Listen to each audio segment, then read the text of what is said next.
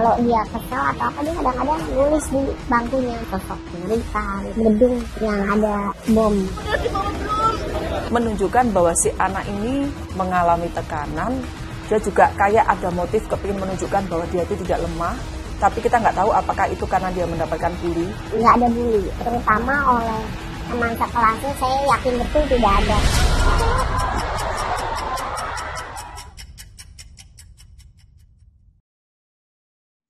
Empat bom meledak dari 7 bom yang diletakkan di sejumlah titik di SMA 72 Kelapa Gading, Jakarta Utara 7 November lalu.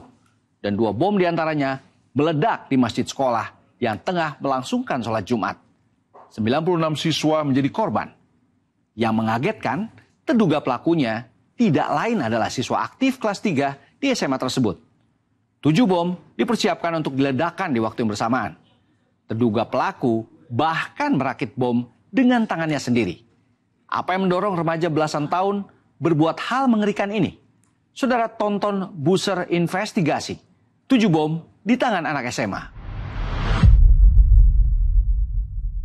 Di Mosel kenapa tuh? Sumpah. Kenapa sih? Gue ledakan tadi bunyinya gede banget. Itu tuh. Sumpah. Gemeteran jangan gua. Suasana di SMA Negeri 72 Kelapa Gading, Jakarta Utara mendadak mencekam.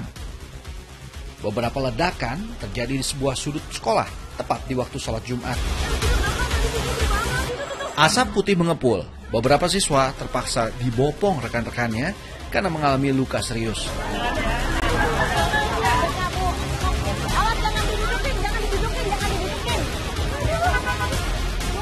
Yang lebih mengerikan, dari puluhan korban ada 1 siswa tergeletak bersimbah darah dengan luka parah di bagian kepala. Korban pun dievakuasi ke mobil ambulans.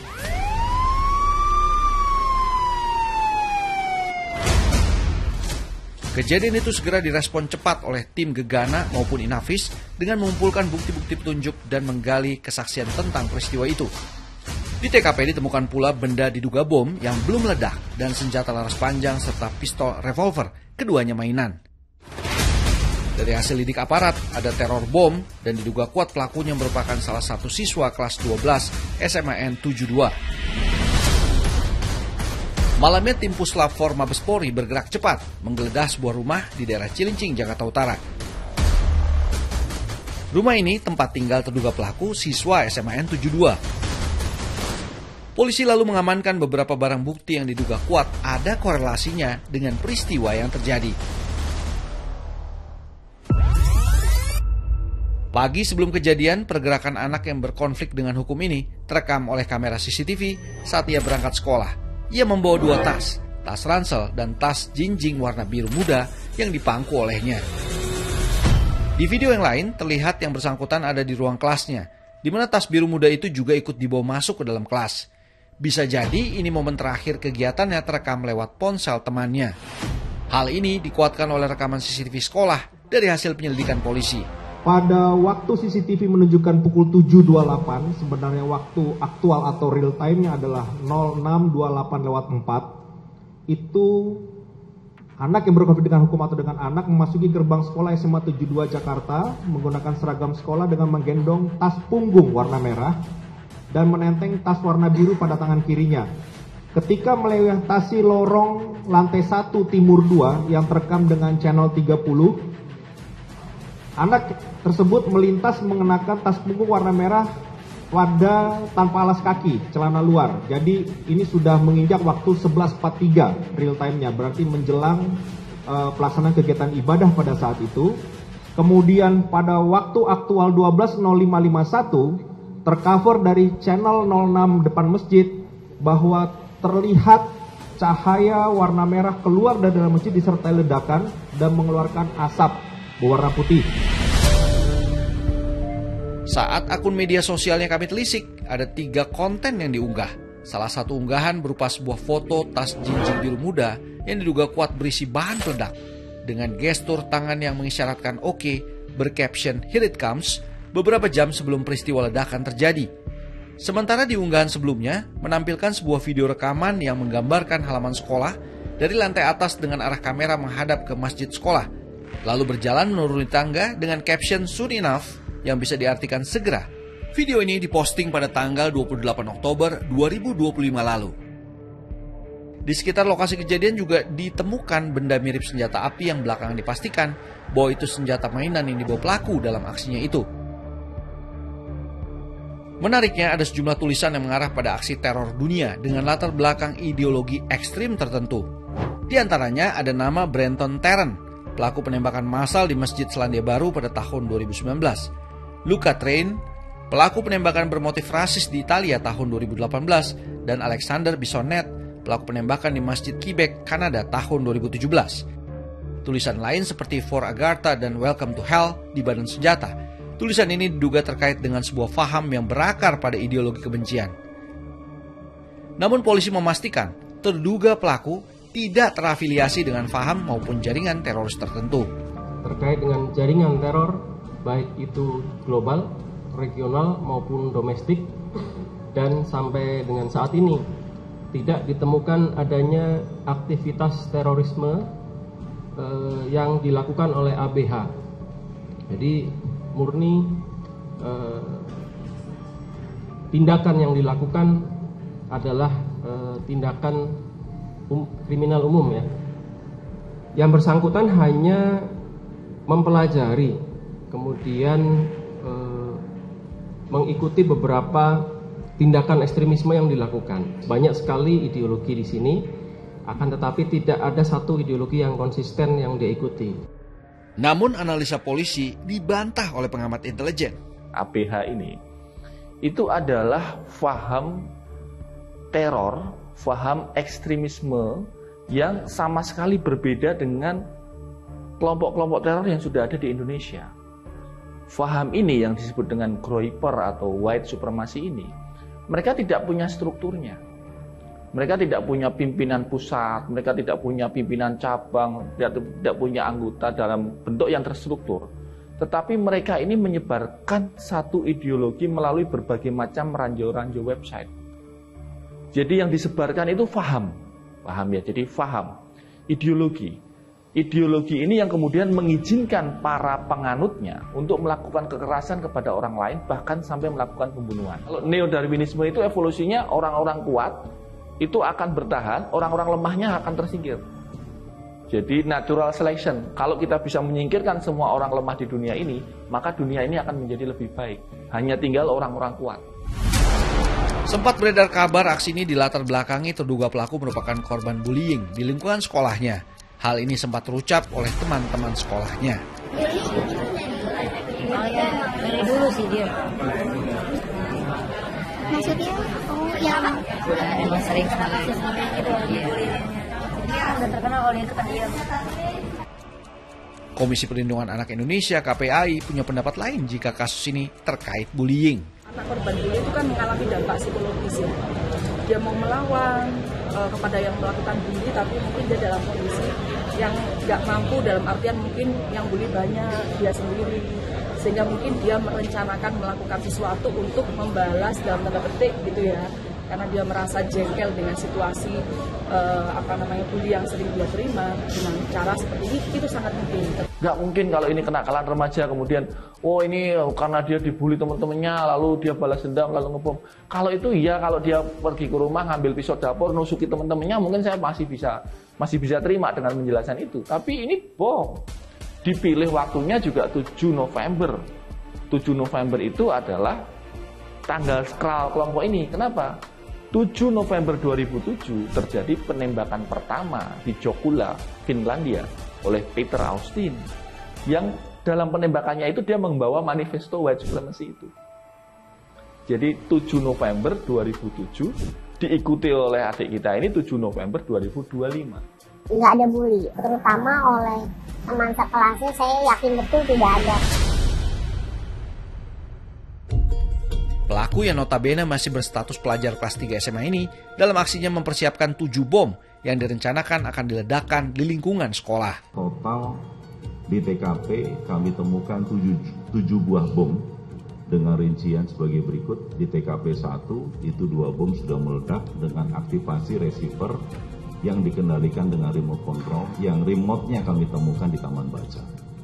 Kemudian 2 TKP, di TKP kedua ditemukan dua bom sumbu bakar dengan casing 3/4 inci, kondisi sudah meledak namun tidak sempurna atau low order sehingga hanya tutupnya saja yang hancur. Nah, ini berkesesuaian juga dengan terduga ada bagian tubuhnya yang luka di sana. Kemudian 2 bom sumbu bakar dengan casing pipa logam 3/4 inci, kondisi masih aktif. Dan 1 buah bom sumbu bakar dengan casing kaleng minuman merek, kondisi masih aktif. Jadi dari 7, 4 yang meledak, 3 yang masih aktif sudah kita amankan di Markas Gegana Satuan Brimob Polda Metro Jaya. Pelaku diduga sengaja mengaktifkan bom rakitan di jarak yang sangat dekat dengan kepalanya. Ledakan bom yang sebabkan ia terluka berat dan harus menjalani operasi di rumah sakit.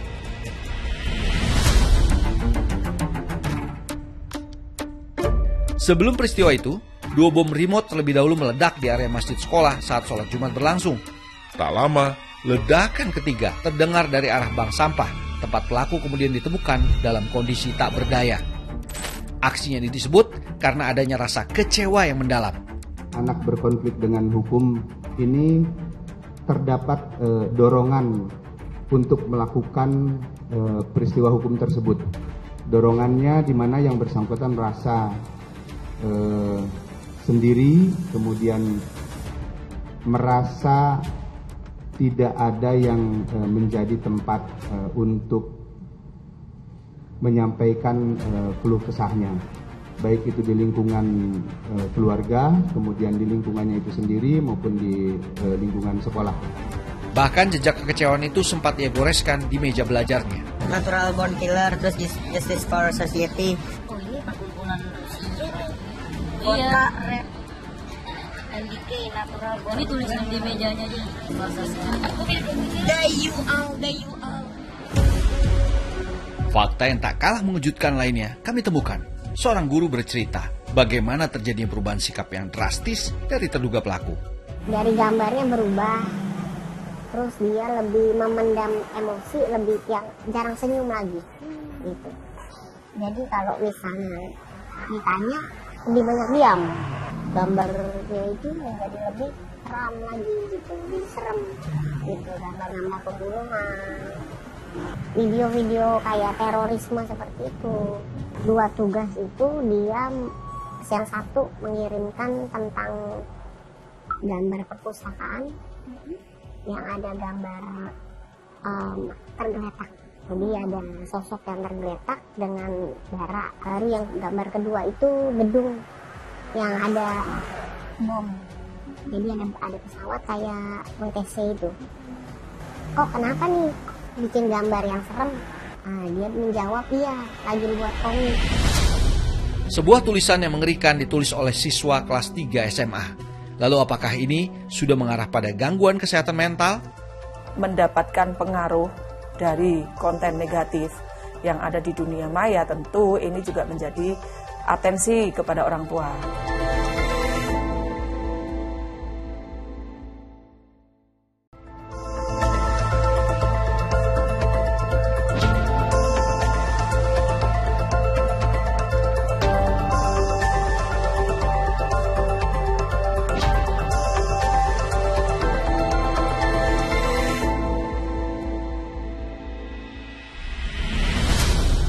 Sebuah tulisan yang mengerikan ditulis oleh siswa kelas 3 SMA.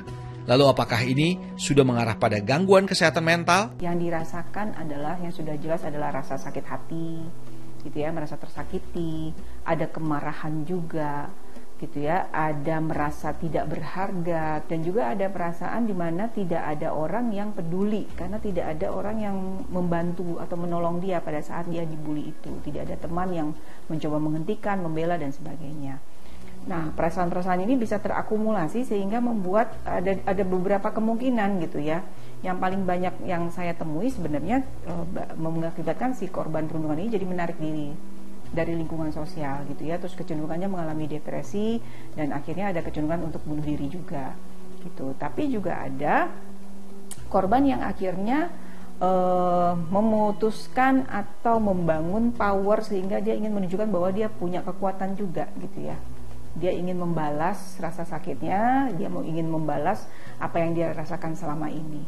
Ini tergantung dari referensi yang mereka lihat dari lingkungannya gitu ya. Apakah dia terbiasa dengan kekerasan gitu ya, apa yang dia tonton, apa yang dia konsumsi melalui game online, diskusi-diskusi online apa yang dia terlibat di sana dan memberikan pengaruh gitu. Menurut Komisi Perlindungan Anak Indonesia, paparan konten negatif lewat media sosial berpengaruh besar pada perilaku anak yang tengah mencari jati dirinya. Mendapatkan pengaruh dari konten negatif yang ada di dunia maya, tentu ini juga menjadi atensi kepada orang tua bahwa memperhatikan aktivitas anak ketika di dunia nyata ataupun di dunia cyber atau dunia maya, itu juga menjadi hal yang penting gitu ya. Jangan merasa aman ketika anak tidak keluar rumah, tidak keluar kamar, tapi mengakses berbagai konten yang ada di media sosial. Tentu ini juga butuh perhatian dari orang tua terkait dengan apa saja konten yang dilihat, berteman dengan siapa saja di media sosial, dan lain sebagainya. Adanya aksi keji di luar kontrol anak yang berkonflik dengan hukum ini diinformasikan bahwa pelaku merakit bom dengan bantuan tutorial lewat website tertentu, dan ini sudah termonitor oleh pihak cyber kepolisian. Untuk seluruh media online, termasuk juga dalam hal ini adalah situs yang diakses atau diikuti oleh anak yang berkonflik dengan hukum atau anak, ya, ini saat ini masih dalam proses pendalaman melalui proses digital forensik di laboratorium. Apa-apa saja yang sudah pernah dipelajari, dikunjungi, ataupun dilakukan distribusi oleh yang bersangkutan di dalam digital device yang ada. Saat ini kami juga sudah melakukan koordinasi dengan Komdigi, Direktur Jenderal Pengawasan Ruang Digital, itu untuk melakukan pembatasan atau pemblokiran terhadap website-website tersebut. Kasus ledakan bom ini sebabkan 96 orang terluka dan harus menjalani perawatan medis di sejumlah rumah sakit di sekitar lokasi. Meski belakangan sudah banyak yang diperbolehkan pulang untuk berobat jalan, namun beberapa korban masih harus mendapatkan penanganan intensif. Sebagian besar korban mengalami gangguan pendengaran akibat dentuman ledakan yang cukup kuat. Agar penyelidikan lebih cepat, polisi terpaksa memindahkannya ke Rumah Sakit Polri Kramat Jati untuk penanganan medis yang bersangkutan. Meski pelaku masih berusia di bawah umur, namun siswa yang kini naik statusnya sebagai anak yang berkonflik dengan hukum tetap akan menjalani proses hukum dengan memperhatikan hak-haknya sebagai seorang anak. Untuk proses hukumnya, ada Undang-Undang Perlindungan Anak dan ada Sistem Peradilan Pidana Anak. Kami akan mempedomani undang-undang tersebut dan kita akan mencari yang terbaik untuk hak dan anak-anak kita ke depan, baik itu korban maupun anak-anak yang berhadapan dengan hukum, ya. Apa yang dilakukan anak yang berkonflik dengan hukum yang terjadi di SMA 72 harus menjadi refleksi untuk semua pihak. Lalu apa yang harus dilakukan? Dan satu hal sih mungkin yang perlu kita perhatikan adalah guru kan perpanjangan tangan orang tua ya. Sekaligus juga mungkin pengganti kalau misalnya orang tua tidak hadir penuh, guru bisa ambil peran itu gitu. Di peran seperti apa? Peran seperti hadir secara emosi, menjadi pendengar bagi siswa misalnya, tapi akan sulit dilakukan kalau guru beban akademis dan beban administrasinya terlalu banyak. Jadi guru targetnya hanya kejar target materi ajar, kurikulum selesai dan sebagainya. Jadi sehingga aspek lain dari selain akademis atau kognitif anak jadi terabaikan gitu. Padahal kan dalam sekolah itu banyak sekali aspek yang perlu dikembangkan dari siswa. Kasus di SMA 72 harus menjadi alarm bersama. Karena ketika teror menyusup ke ruang pendidikan, bukan hanya tembok saja yang terguncang, melainkan masa depan generasi muda ikut dipertaruhkan. Dan saudara Buser Investigasi kami akhiri sampai di sini. Saya Joy Astro. Thanks for watching. I'll see you around.